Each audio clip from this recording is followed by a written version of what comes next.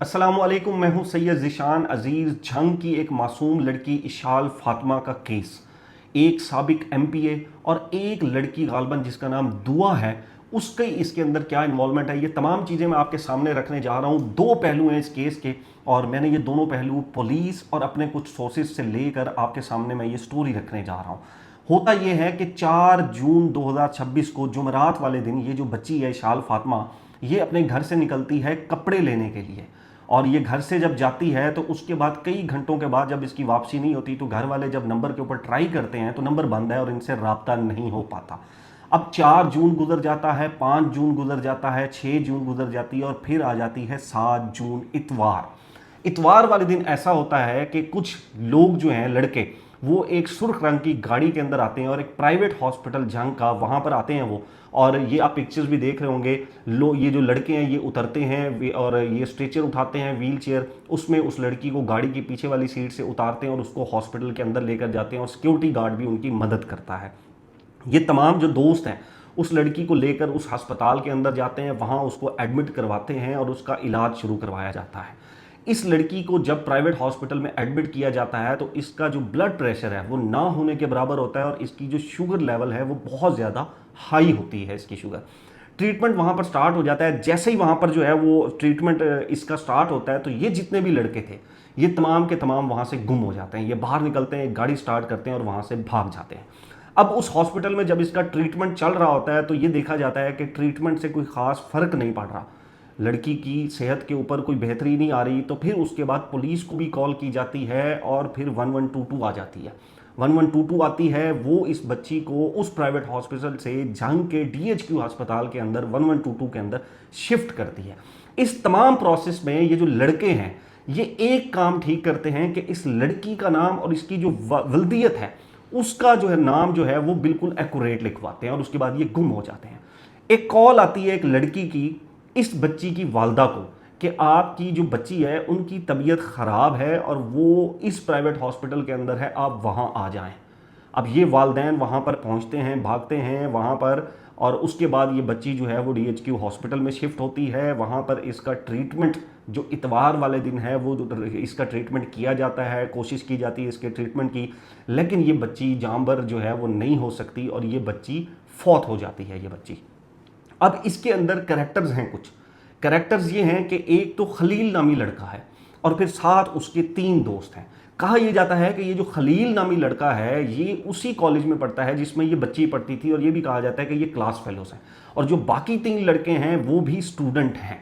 इनके बारे में ये कहा जाता है कि ये आपस में क्लास फेलोज थे तो इनकी आपस में दोस्ती थी, ज़ाहिर है जिस तरह कोलीग होते हैं। तो ये उस लड़की को अगवा करते हैं। मैंने आपको कहा 2 पहलू हैं, एक पहलू है अगवा का, हम पहले उसके ऊपर बात करते हैं। दूसरा पहलू जो है कि ये लड़की के कोलीग होते हैं तो ये उनके साथ जाती है। पहलू जो अगवा वाला है उसमें ये कि इसको अगवा किया जाता है और एक औरत के घर इसको लेकर जाया जाता है, वहाँ पर इसको मुबैना तौर पर ड्रग्स इस्तेमाल करवाई जाती हैं, पिल्स जिसको हम कहते हैं डांसिंग पिल्स, हम उसको नाम जो है वो बड़ा कॉमन अब नाम है और ये जो नई जनरेशन है इसके अंदर बड़ा कॉमन है। हैप्पी पिल्स भी इनको कहा जाता है, डांसिंग पिल्स भी इनको कहा जाता है। मुबैना तौर पर उस ड्रग का इस्तेमाल किया जाता है, इस बच्ची को ज़बरदस्ती वो ड्रग्स दी जाती हैं। उस ड्रग्स के बाद इस बच्ची के साथ ज़्यादती भी मुबैना तौर पर की जाती है, जिसके बाद इस बच्ची की तबीयत ख़राब हो जाती है और इस बच्ची को वहाँ पर लगभग 2 दिन ये कोशिश की जाती है कि किसी तरीके से इसको ठीक किया जाए। इसके ऊपर मुख्तलिफ जो ट्रीटमेंट हैं वो आजमाए जाते हैं। कुछ सोर्सेज ये कहते हैं कि इंजेक्शन लगाए गए, इसको ठीक करने की कोशिश की गई, लेकिन वो ठीक नहीं हुई, उसकी तबीयत बार बार बिगड़ती रही। उसके बाद फिर ये उसको लेकर हॉस्पिटल में भागे, प्राइवेट हॉस्पिटल में, और फिर वहाँ से ये लोग भाग गए। अब दूसरा पहलू ये है कि ये जो लड़के थे ये उसके कोलीग थे और ये पहले भी आपस में मिलते जुलते थे, तो ये लड़की उनके साथ गई और वहाँ पर इन्होंने ड्रग्स इस्तेमाल की, डांसिंग पिल्स इन्होंने यूज़ की वहाँ पर। और ये जो लड़के हैं ये इनका प्रॉपर एक गैंग है, एक ग्रुप है जिसमें बहुत सी लड़कियां भी शामिल हैं, बहुत से लड़के भी शामिल हैं। ये वहाँ पर दोस्ती करते हैं, फिर ड्रग्स की आदत डालते हैं और फिर एक ड्रग्स का जो नेटवर्क है वो कॉलेज यूनिवर्सिटीज़ के अंदर चलता है। यानी कि लोगों को आदत डाली जाती है, अमीर जो लोग हैं या खाते पीती जो फैमिलीज़ हैं उनके बच्चों को आदत डाली जाती है, उनको अपने गैंग के अंदर शामिल किया जाता है اور پھر ڈرگز استعمال کروائی جاتی ہیں اور پھر ڈرگ استعمال کرنے کے بعد جو ناجائز فائدے ہیں وہ اٹھائے جاتے ہیں.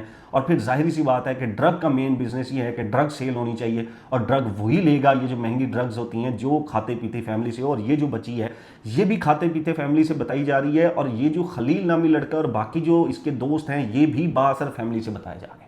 اب اے آر وائی نے آج یہ رپورٹ کیا ہے کہ ایک سابق ایم پی اے نے دو جو اس کے اندر کرمنل ہیں, دو جو ملزم ہیں, ان کو خود پولیس کے حوالے پیش کیا, کیونکہ اس کا تعلق اس فیملی سے تھا جس فیملی سے یہ جو ملزم ہیں خلیل اور ان کے جو باقی ہیں ان کا تعلق تھا.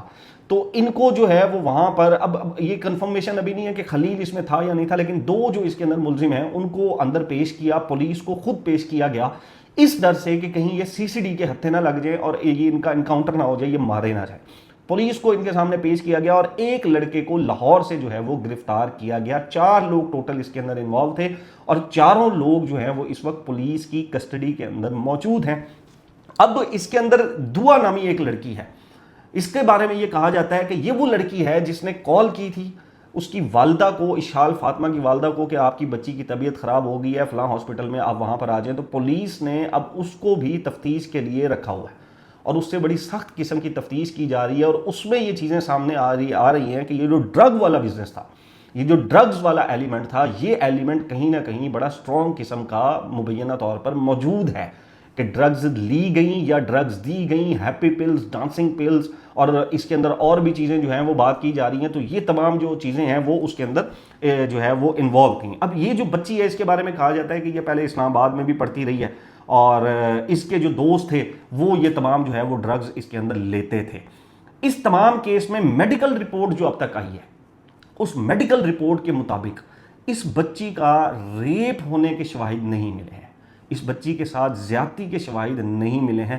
اللہ جانتا ہے کہ یہ میڈیکل رپورٹ آیا کہ بااثر شخصیات کے پریشر میں بنائی گئی ہے یا یہ میڈیکل رپورٹ بالکل کلیئر بنائی گئی ہے, اس کے اوپر کوئی بات چیت جو ہے وہ کنفرمیشن میں نہیں کر سکتا ہوں. لیکن میڈیکل رپورٹ جو سامنے آئی ہے اس میں یہ کہا جاتا ہے کہ کوئی زیادتی کے شواہد اس کے اندر نہیں ملے ہیں. اور جو میڈیکل رپورٹ کی ڈیفرنٹ چیزیں ہوتی ہیں, اب وہ ڈیٹیل میں ڈسکس کرنا اخلاقی طور پر بھی ٹھیک نہیں ہے. تو وہ میڈیکل رپورٹ کے اندر یہ بتایا گیا کہ جی بچی کے ساتھ زیادتی نہیں ہوئی, اس کا سٹومک کا بھی سارا بتایا گیا, طبیعت کے بارے میں اس کے جو ہے وہ سارا بتایا گیا, اور ٹارچر کے بارے میں بھی بتایا گیا کہ جی ٹارچر بھی اس کے اوپر جو ہے وہ مبینہ طور پر نہیں ہوا ہے.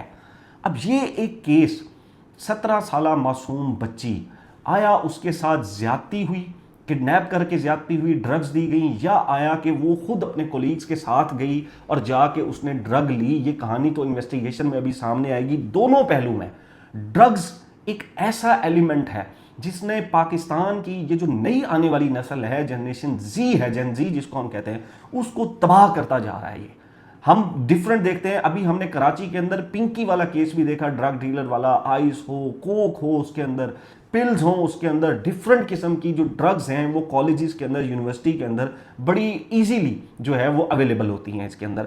اب ہم اگر اس کے اندر دیکھیں کہ کسی بھی علاقے میں یہ جو ڈرگ کا بزنس ہے, آئی ایم ویری شیور کہ یہ وہاں کی پولیس کے بغیر پاسبل نہیں ہے.